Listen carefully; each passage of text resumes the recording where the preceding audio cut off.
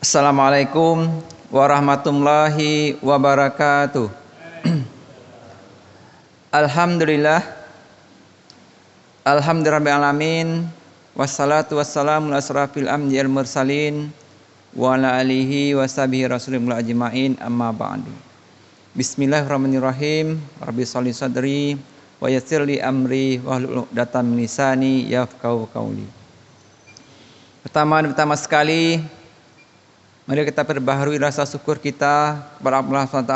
Alhamdulillah, pada pagi hari ini kita masih diberi kesehatan, masih diberi kesempatan, bahkan masih diberi kenikmatan sehingga kita bisa hadir bersama-sama melaksanakan salat fardu subuh secara berjamaah.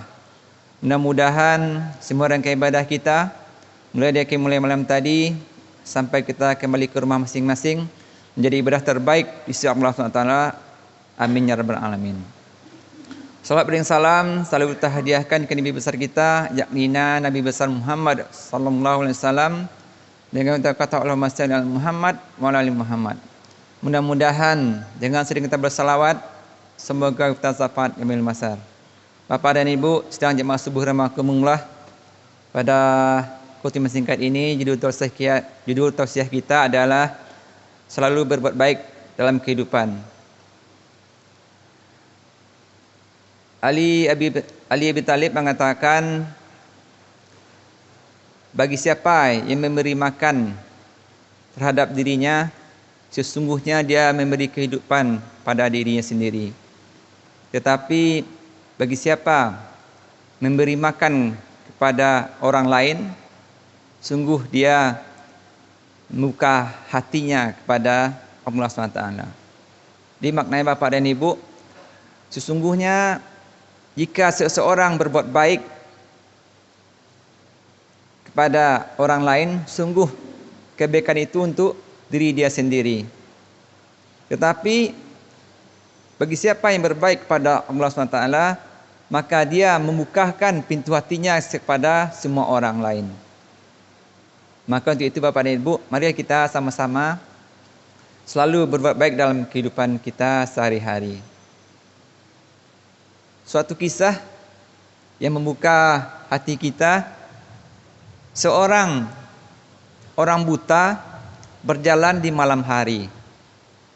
Ketika dia berjalan, tongkat dipegang di tangan kanan, lampu dipegang di tangan kiri.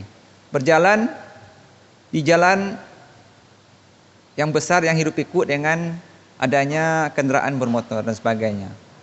Suatu ketika orang buta tadi berjalan, dilihat oleh orang yang normal, yang nampak bagaimana orang buta tadi berjalan dengan tongkat dan lampu di tangan kirinya. Dengan penasaran, orang tadi berkata, "Ya Bapak, kenapa Bapak berjalan membawa lampu? Bahkan Bapak orang buta. Kan sama saja tidak pernah melihat. Untuk apa membawa lampu di malam hari?" Jadi Bapak dan Ibu, apa yang dijawab oleh orang buta tadi?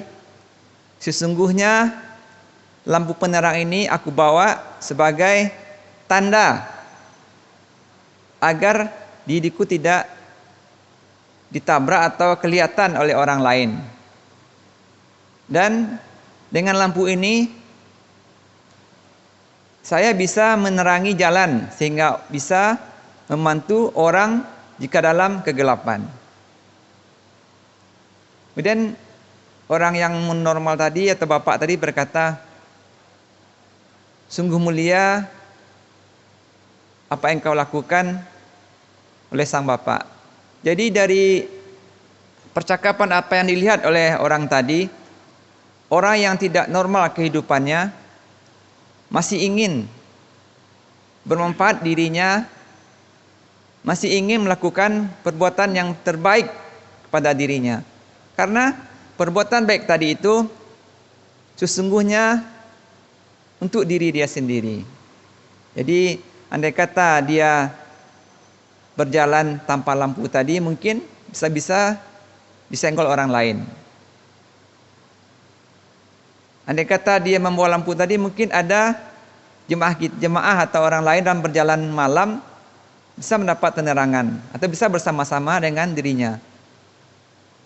Jika kita tengok mungkin untuk apa orang buta membawa lampu. Tapi itulah Bapak dan Ibu masih ingin melaksanakan kehidupan yang baik bagi dirinya dan orang lain.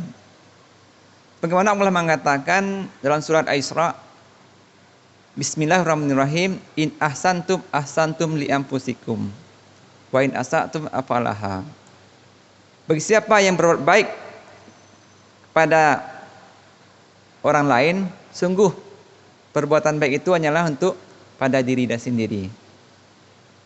Tetapi bagi siapa yang berbuat jahat kepada orang lain, sungguh kejahatan itu untuk diri dia juga sendiri, tidak ada untuk orang lain.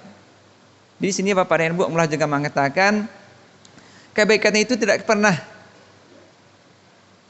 pernah kita lakukan diambil sama orang lain. Amal kita untuk kita, sedangkan kejahatan yang kita lakukan itu berimbasnya pada diri kita sendiri, tidak ada untuk orang lain. Mungkin hari ini kita menyakiti keluarga kita, mungkin hari ini kita menyakiti hati orang lain, itu tak lain tak bukan adalah pada imbasnya untuk diri kita sendiri.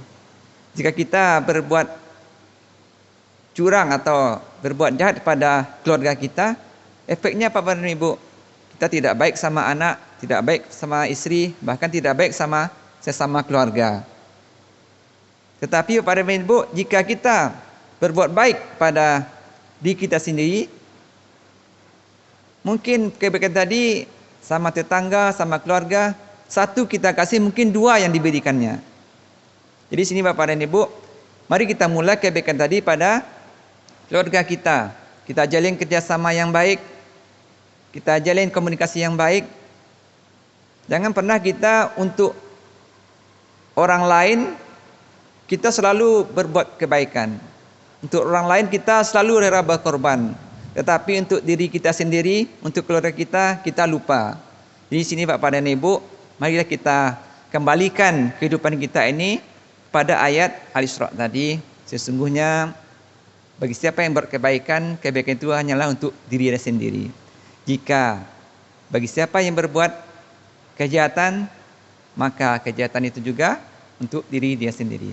Itu Bapak dan Ibu, pada khutbah singkat ini, marilah sama-sama kita jadi iktibarkan pada diri kita sendiri, sehingga setiap langkah kita, setiap napas kita, mari kita buat selalu dalam kebaikan.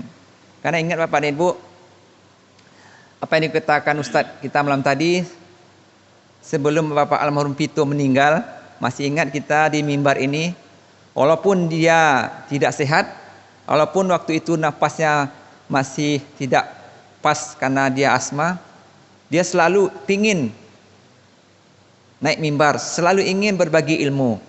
Bahkan biasanya kita lihat semangat, pagi itu dia bilang napasnya sesak karena badan yang tidak sehat.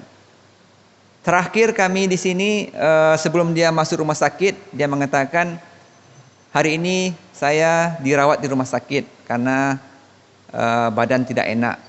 Mari doakan saya, katanya. Itu mudah-mudahan Bapak dan Ibu, semua kebaikan beliau tadi dibalas oleh Allah SWT. Bapak dan Ibu sedang dimaksud berhormatullah, mungkin itu yang dapat kita sampaikan. Mudah-mudahan dapat kita amalkan dalam kehidupan kita sehari-hari. Demikian saja. Wassalamualaikum warahmatullahi wabarakatuh.